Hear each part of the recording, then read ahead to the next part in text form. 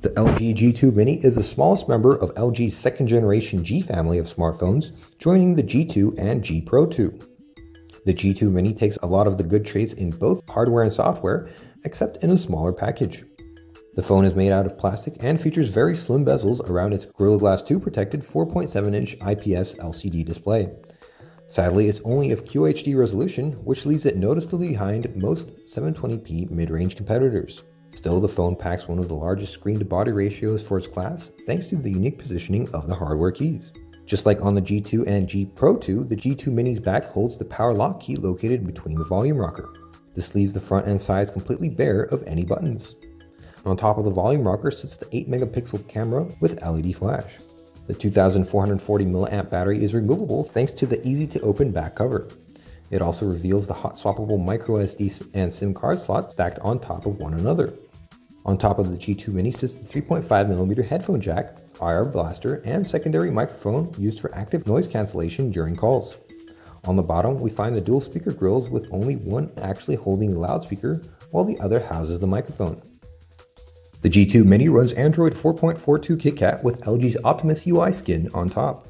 Everything is buttery smooth thanks to the Snapdragon 400 chip with 1.2 GHz quad-core Cortex-A7 CPU and 1GB of RAM. LG has added its latest knock code feature, which allows you to set a pattern which you can knock on your screen to unlock the phone.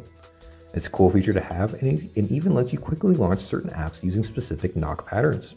Past the lock screen, there are the usual up to 7 home screen paints. You can add, delete, and move them around as you please.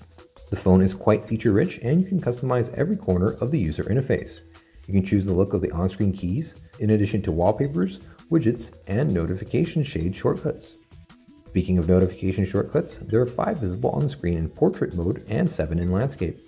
You can specify which ones appear on the screen, but adding more than the aforementioned amount puts them in a slider. The notification drawer also holds brightness and volume sliders for quick changes of their settings.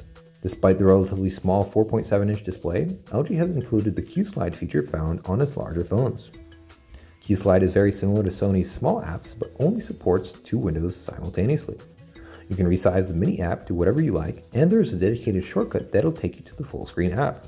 There's also a transparency scrubber. Once you decrease the transparency by even a hair, the mini app is no longer part of the active UI, and you can interact with whatever's underneath it.